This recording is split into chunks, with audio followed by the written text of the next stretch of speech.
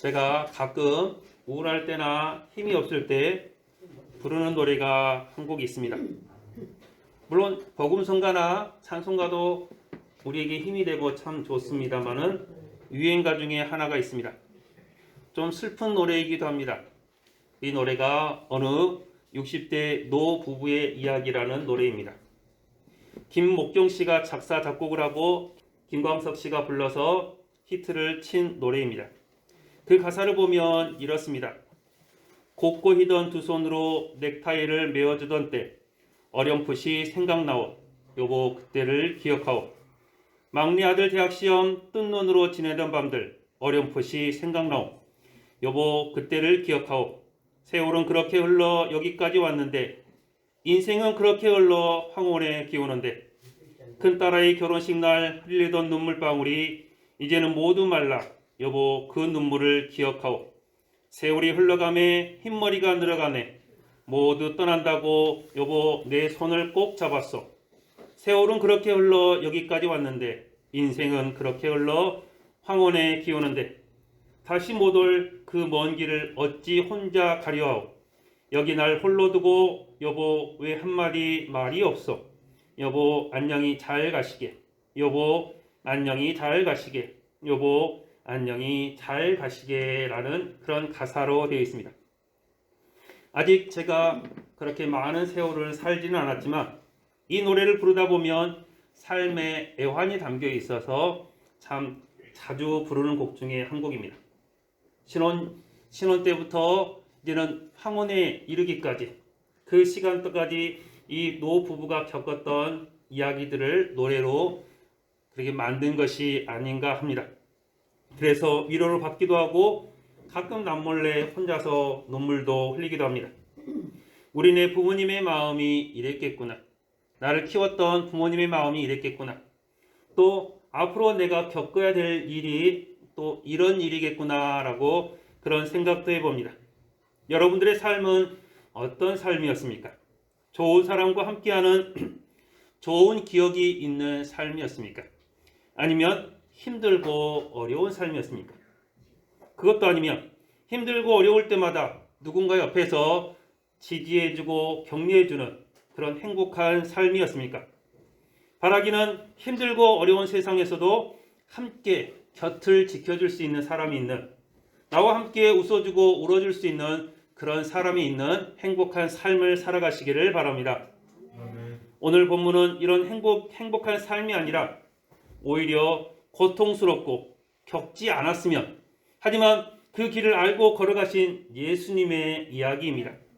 앞으로 자신이 겪어야 할 일을 너무나 잘 알고 계셨습니다. 그래서 더 슬픈 사건이기도 합니다. 오늘 본문을 통해서 예수님의 삶을 돌아보고 예수님께서 왜 슬퍼하셨는지, 예수님의 마음이 어떤 마음인지 함께 나누며 은혜 받기를 원합니다. 예수님 주변에는 예수님을 싫어하는 사람들이 많이 있었습니다. 그 중에서도 바리새인과 사두개인들, 그리고 정치하는 사람들은 예수님의 인기가 너무 많다고 싫어했습니다. 본문 전에는 안식일에 병 고치는 사건이 나옵니다. 이로 인해서 예수님은 유대인들에게 미움을 받습니다. 왜 안식일날, 거룩한 안식일날 병을 고치느냐라고 그렇게 말을 합니다. 오늘 31절에 보면 이렇게 기록합니다. 곧 그때 어떤 바리새인들이 나와서 이르되 나가서 여기를 떠나소서 헤롯이 당신을 죽이고자 하나이다 라고 기록합니다. 바리새인과 사두개인도 예수님을 싫어했지만 헤롯 왕은 예수님을 더 싫어했습니다. 헤롯은 정통 유대인은 아니었습니다. 그래도 유대인에 속하기는 했습니다. 로마 식민지의 정책 일환으로 유대 지방을 다스리는 유대 출신의 사람이었습니다.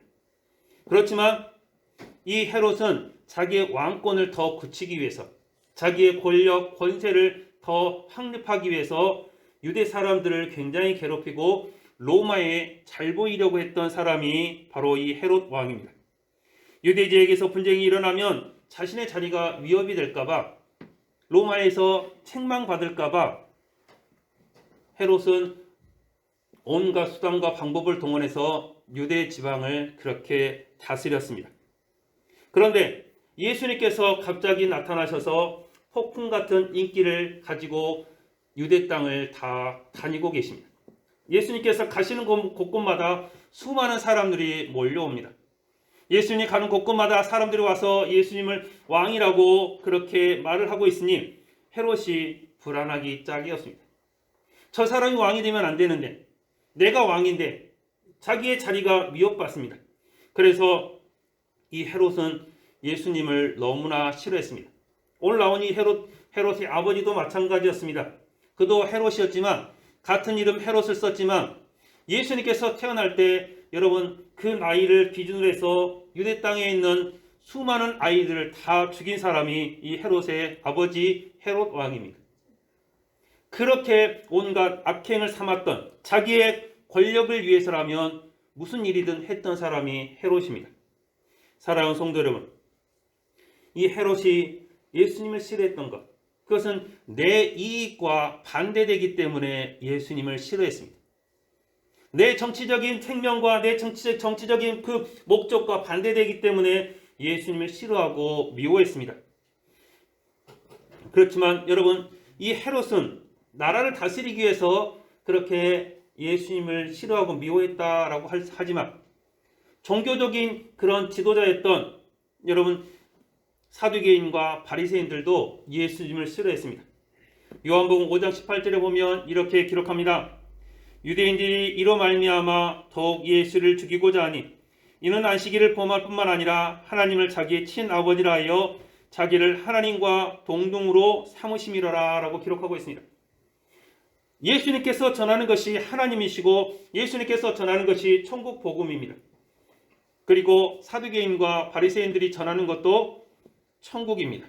그런데 예수님께서 전하는 것이 훨씬 더 쉽고 권위 있는 자의 말처럼 들리기 때문에 백성들이 사두개인과 바리새인들을 따르지 않습니다.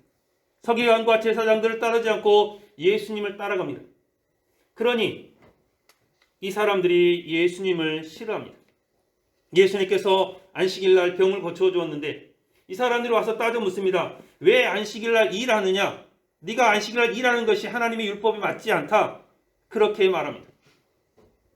그러나 예수님께서는 안식일이 사람을 위하여 있는 것이다 라고 말하고 있습니다. 그러면서 온전히 우리가 안식일에 생명을 얻는 것이 더 낫다라고 바리새인들에게 말을 하고 있습니다. 사랑하는 성도 여러분, 우리들의 생활을 한번 살펴보시기를 바랍니다.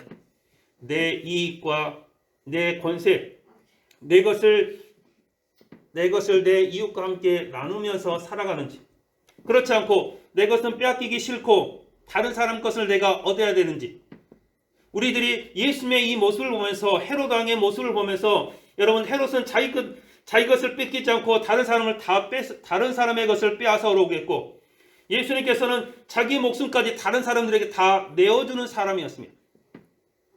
지금 우리가 살펴보면 헤롯은 좋지 않은 사람으로, 예수님은 인류의 구원자로 남았습니다. 우리가 해야 되는 것은 이것도 내 것 저것도 내 것이 아니라 다 함께 나누며 함께 서로를 위하며 서로를 격려하는 그런 삶을 살아가야 하는 것입니다. 바울은 에베소에 보내는 편지에서 이렇게 기록합니다. 에베소 2장 2절에 보면 그때 너희는 그 가운데 성하여 이 세상 풍조를 따르고 공중의 권세 잡은 자를 따랐으니 곧 지금 불순종의 아들들 가운데서 역사하는 영이라. 우리의 씨름 혈과 육을 상대하는 것이 아니요 통치자들과 권세들과 이 어둠의 세상 주관자들과 하늘에 있는 악의 영들을 상대함이라 라고 기록하고 있습니다.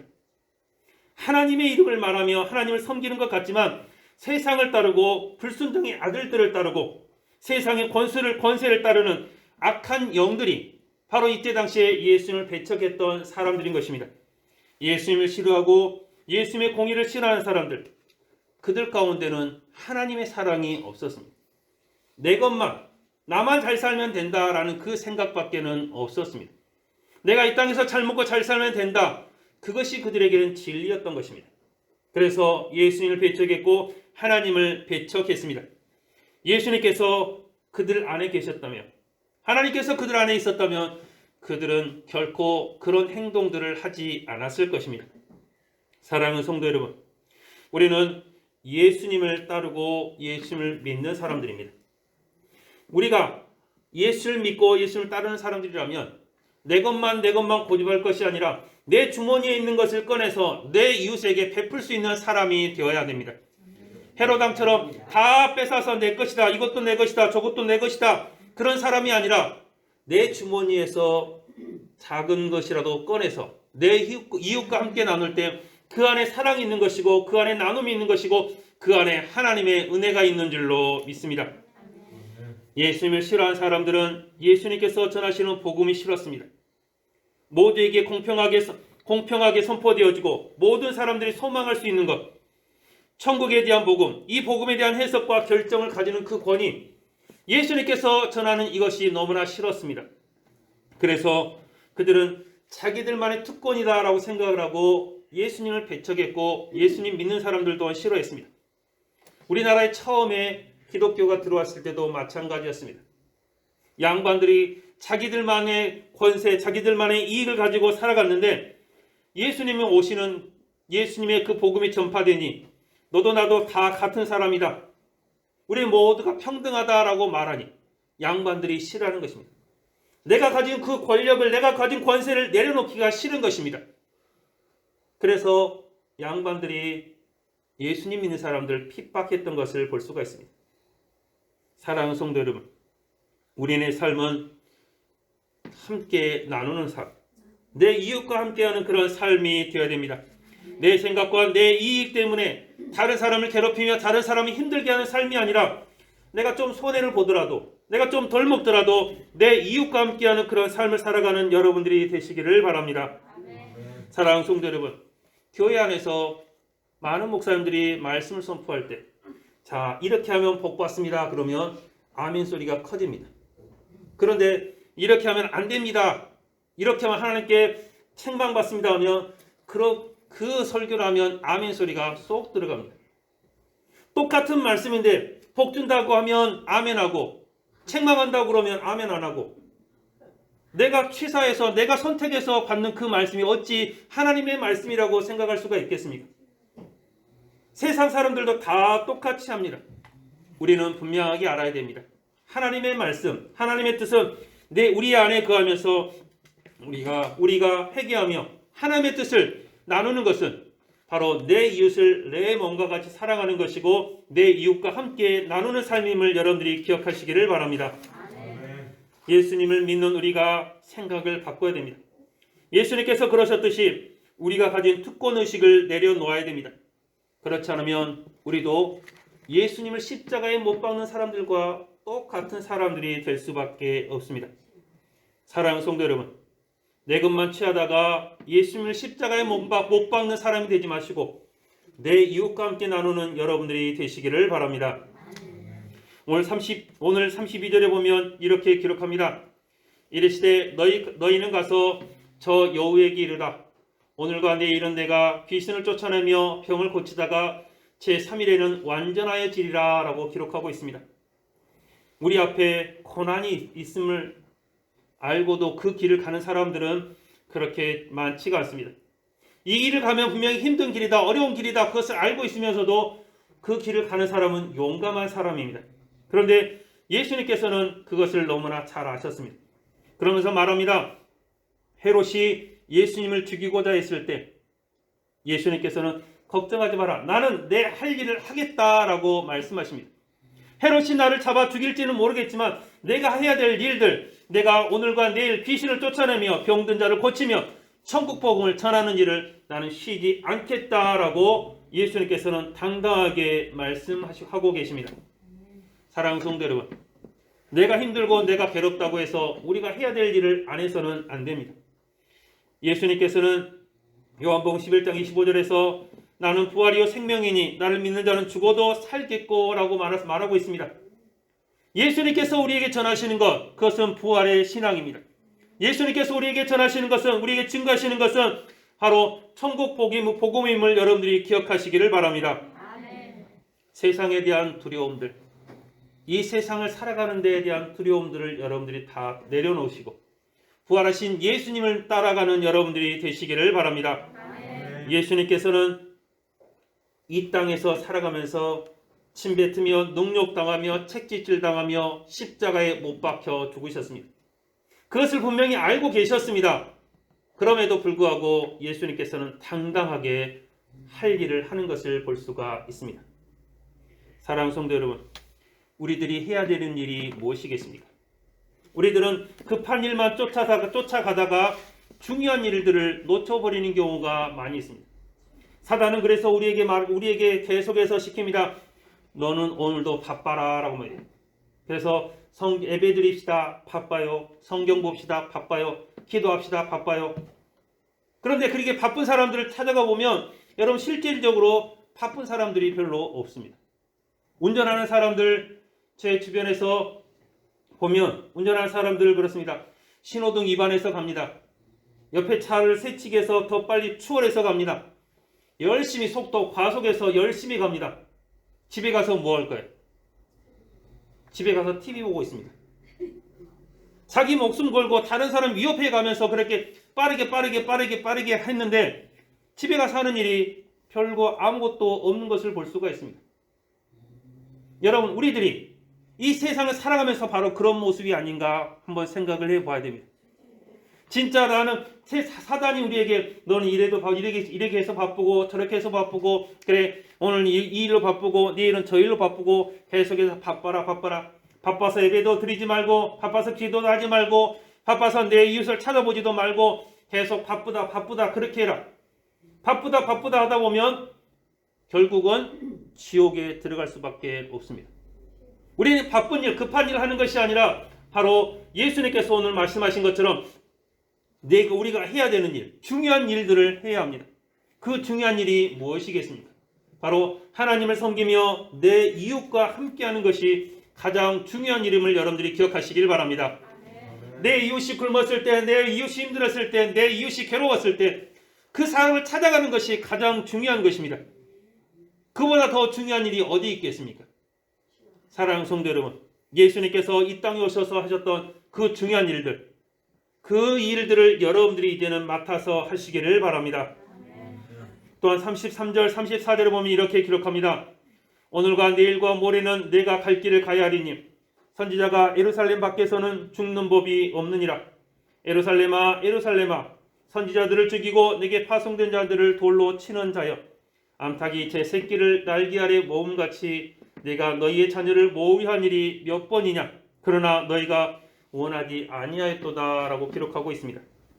예수님께서 슬퍼하신 이유는 십자가에서 예수님께서 못 박혀 죽으실 그 일 때문에 슬퍼하는 것이 아니라 예루살렘을 향한 슬픔이었습니다. 하나님의 거룩한 성전인데 하나님께서 귀하게 여기시는 예루살렘인데 그곳에 수많은 선지자들이 와서 하나님을 예배하는 그 자리인데 하나님을 찬양하는 하나님께 예배하며 하나님 경배하는 그 자리가 선지자들을 죽이는 자리가 되었으니 예수님께서 그것 때문에 슬퍼하시는 것입니다.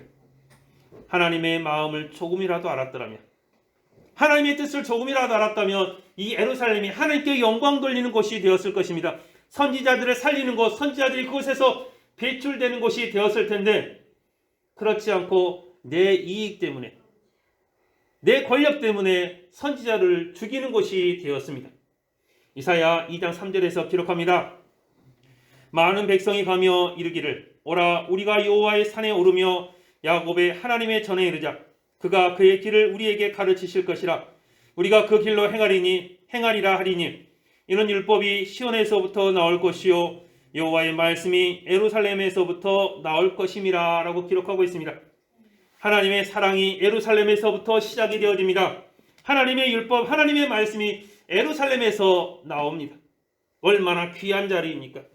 하나님의 뜻이 거기서 시작되었으니 얼마나 귀하고 소중한 자리입니까? 그런데 그 귀하고 소중한 자리를 세상 권력에 빠져서 내 이익에 눈이 어두워서 하나님의 말씀을 선포하는 자들을 그 자리에서 죽였으니 얼마나 애통하며 슬퍼하셨겠습니까? 사랑하는 성도 여러분, 우리 교회가 하나님의 기쁨이 되는 교회가 되어야 되지. 이것이 슬픔이 되는 교회가 되어서는 안 됩니다. 이것이 하나님의 영광을 선포하는 곳이 되어야 되지 하나님의 뜻을 다 집어삼켜버리는 곳이 되어서는 안 되는 것입니다.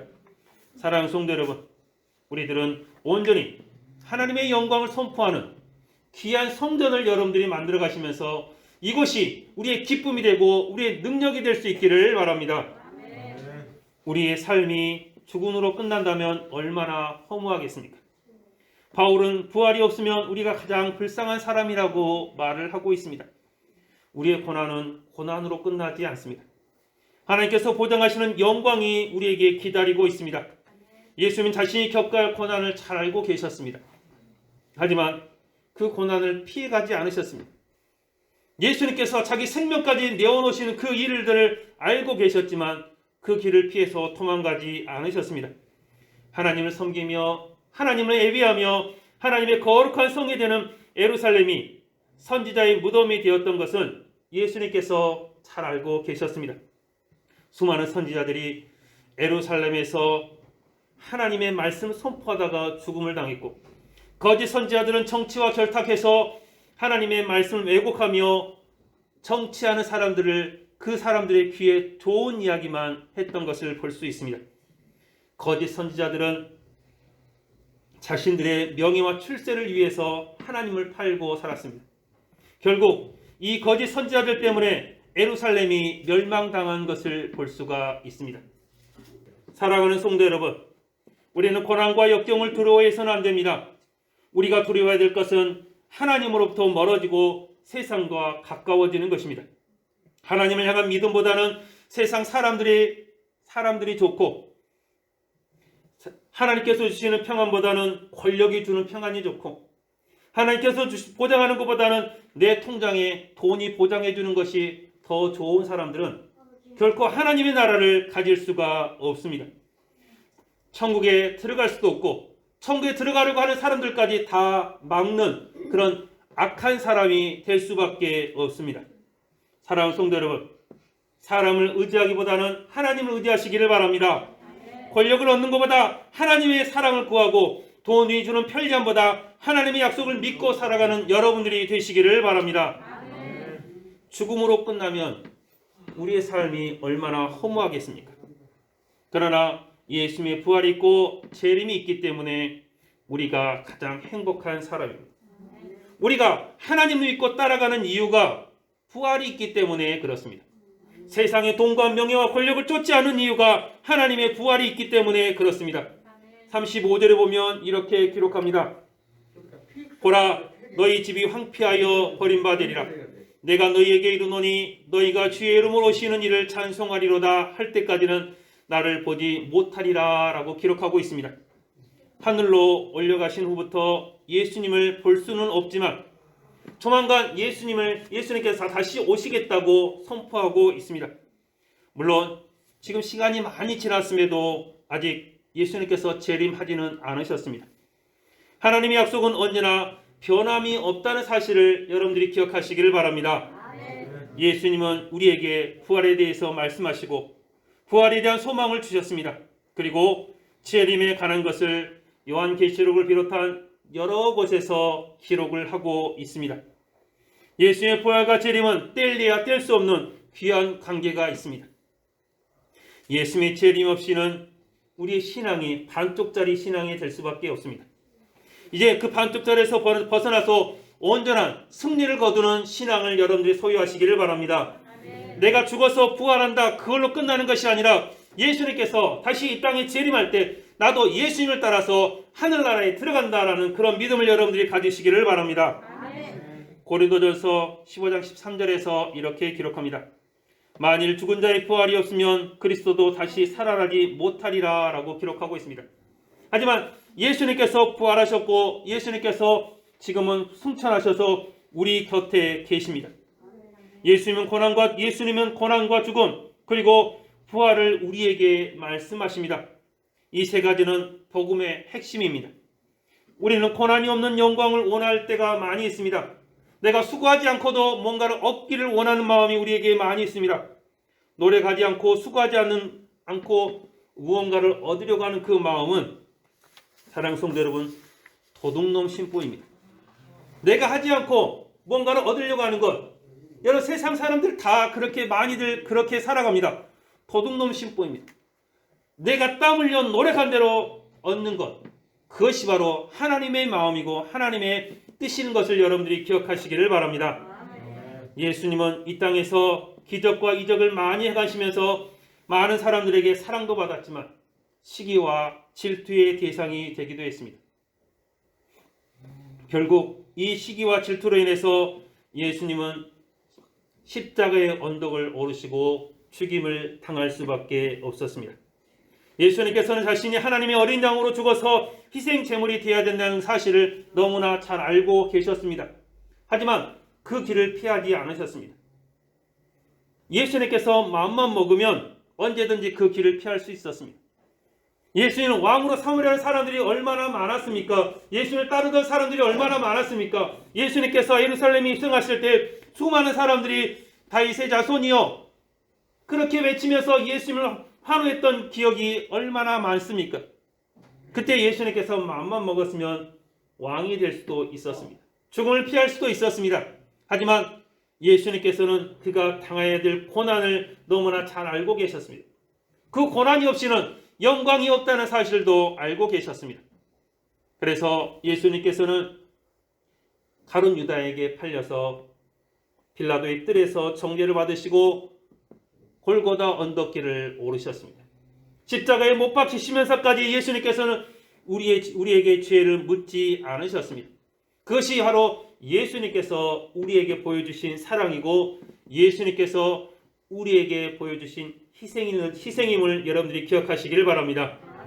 우리가 믿는 예수님, 우리가 따르는 예수님이 그렇게 우리에게 본을 보여주셨다면 우리도 이제는 예수님의 사랑을 받아서 우리 이웃들에게 이러한 사랑의 모습을 보여줘야 됩니다. 이건 내 거니까 너는 절대 들어오면 안 된다. 이건 내 거다. 이건 내 거다. 그렇게 해서 여러분 이웃사랑을 선포할 수가 없다는 사실을 우리는 알아야 됩니다. 제가 가끔씩 TV에서 뉴스를 보면 이런 뉴스들이 가끔씩 떠오릅니다. 보이는 것을 볼 수가 있습니다. 어떤 사람이 도시에 있는 사람이 시골에 있는 땅을 샀습니다. 땅을 샀는데 그 땅이 시골에 있는 도로를 점령하고 있습니다. 그래서 땅 주인이 그럽니다. 여기를 지나가려면 땅값을 내라. 통행료를 내라. 아니면 이 땅을 비싼 값에 동네에서 사라. 그리고 그 땅을 못 지나가게 하는 경우가 종종 있는 것을 봅니다. 그래서 두 사람이 그 땅 주인과 마을에서 옥신각신 많이 싸웁니다. 여러분, 내가 손해보지 않겠다라고 하니까 그렇게 되는 것입니다. 예전에는 어땠습니까?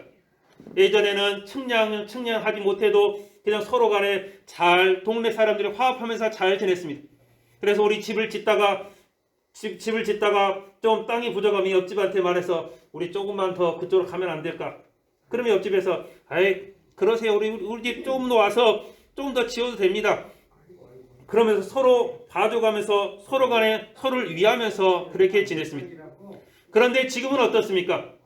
지금은 딱 측량해서 이건 내 땅, 이건 네 땅. 나한테 들어오면 안 돼. 그렇게 살아가는 세상이 되어버렸습니다. 절대로 내가 손해 안 보려고 하는 세상이 되어버렸습니다. 사랑하는 성도 여러분, 내가 손해 안 보는 세상, 그런 세상은 너무나 각박한 세상입니다. 우리가 조금 더 손해 보더라도, 내가 좀 덜 먹더라도, 내가 좀 덜 가지더라도 그 안에서 내 이웃을 사랑하는 모습이 우리 가운데 있어야 됩니다. 내 것만 찾다 보면, 내 것만 고집하다 보면 결국 그 뒤에는 우리도 손해를 볼 수밖에 없습니다. 그렇게 동네 길을 가로막던 그 땅 주인은 나중에 재판했을 때 어떻게 되었겠습니까? 그 동네 사람들과 그 사람은 서로 거의 원수가 되었고 재판에서 지는 결과를 가지고 왔습니다. 내 것이라고 고집하고 내 것이라고 그렇게 해서는 내 것을 다 그냥 하나도 내놓지 않으려고 하면 우리는 이 땅에서 강박하게 살아갈 수밖에 없습니다. 사랑이라는 것이 있을 수가 없습니다. 손해를 좀 보더라도 서로가 서로에게 나누면서 살아가는 여러분들 되시기를 바랍니다. 예수님께서 예루살렘 보면서 슬퍼하셨던 것처럼 그 예루살렘이 정치하는 사람들과 또한 종교적 지도자들이 내 것만 하면서 이것도 내 것 저것도 내 것 뺏기지 않으려고 하는 그들의 욕심 때문에 예수님께서 슬퍼하셨던 것처럼 우리의 삶이 그런 삶이 되어서는 안 됩니다. 하나님을 사랑하고 내 이웃을 사랑하는 여러분들이 되시기를 바랍니다. 사랑하는 성도 여러분, 예수님은 자신이 받을 고난도 있지만 그보다 먼저 욕심이 가득한 예루살렘을 보면서 슬퍼하셨습니다. 예수는 우리를 위해서 모든 것을 다 희생하셨습니다. 사순절 한복판에 있는 우리는 예수님을 생각하면서 우리도 희생을 각오해야 됩니다.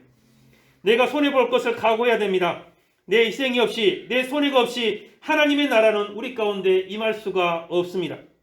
하나님의 나라가 여러분 가운데 임하기를 원하신다면 여러분이 여러분의 이웃을 향해서 사랑을 선포하시기를 바랍니다.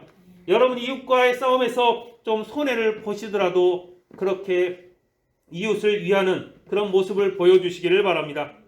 그랬을 때 하나님께서 여러분을 더 지켜주시고 여러분께 하나님께서 주시는 그 풍성함이 가득 넘치게 될 줄로 믿습니다. 하나님 사랑, 이웃 사랑을 온전히 실천해서 여러분의 삶이 고난과 힘들고 어려운 삶이라 할지라도 예수님께서 함께 동행해 주시는, 예수님께서 위로해 주시는 귀한 복된 삶이 되시기를 주님의 이름으로 축원합니다. 기도하겠습니다.